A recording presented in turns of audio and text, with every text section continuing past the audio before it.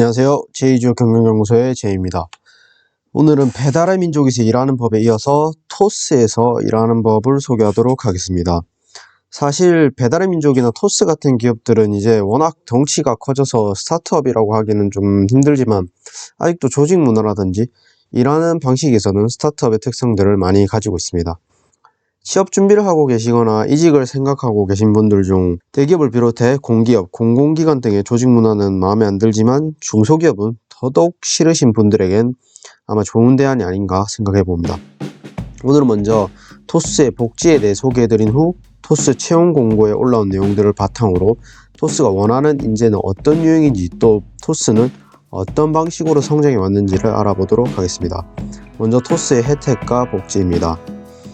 업무 관련 비용 100% 지원, 매월 체력 단련비, 통신비 지원, 주택자금, 무이자 1억 사내 대출, 전 직원 개인 법인카드 지급, 점심 저녁 식사비 100% 지원, 바리스타가 있는 카페, 다양한 간식, 상시 구비, 탄력적인 출퇴근 제도, 원격 근무 가능, 별도 승인 없이 휴가 무제한 사용, 근속 3년마다 리프레시 휴가 1개월, 매월 마지막 금요일은 전사 휴식. 여기까지만 보면 국내 기업이 맞긴 한 건가, 또 실리콘밸리 기업이 아닌가 할 정도의 혜택과 복지 유형을 가지고 있습니다.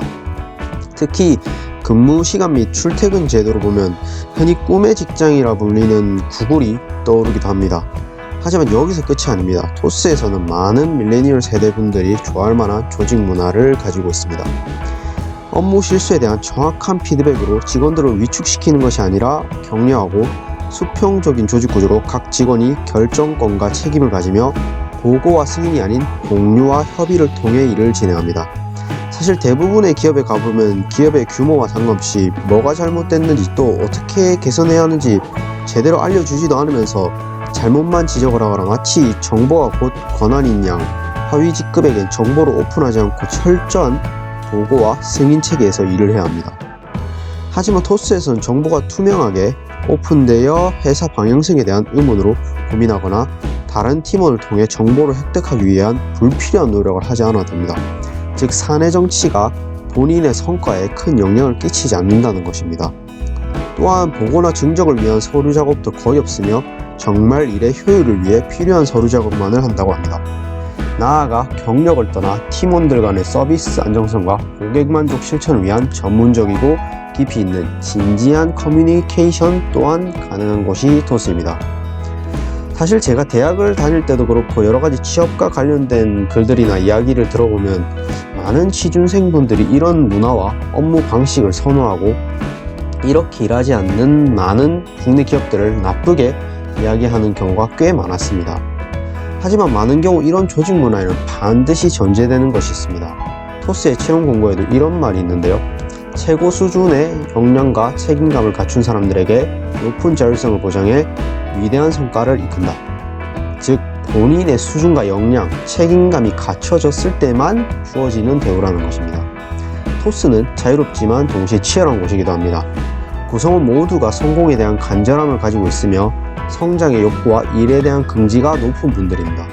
또한 오늘 나눈 얘기들이 바로 다음 주에 서비스로 만들어지는 곳이 토스입니다.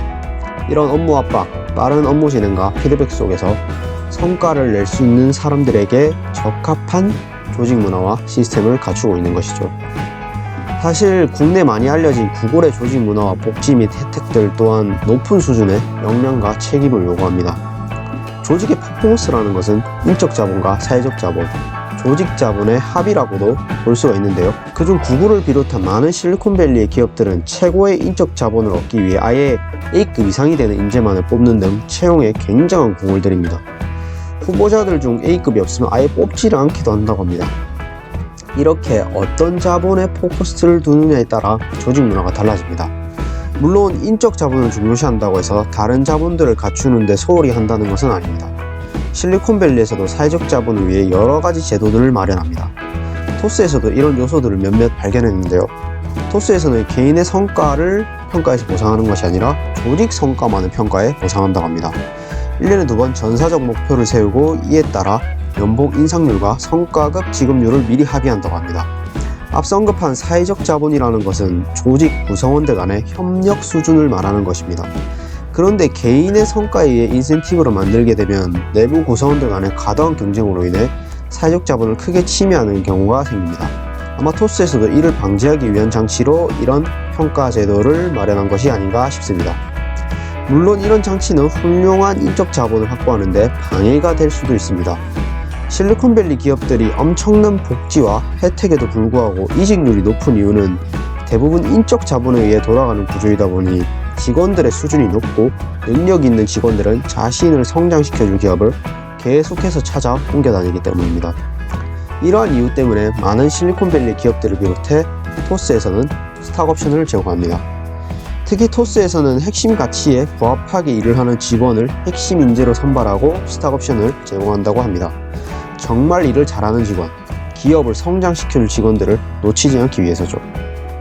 정리하자면 토스는 능력 있고 책임감 있는 직원에게 자율성과 최고의 대우를 보장합니다.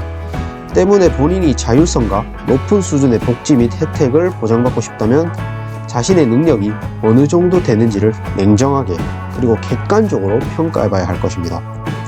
사실 이는 기업 입장에서도 마찬가지입니다.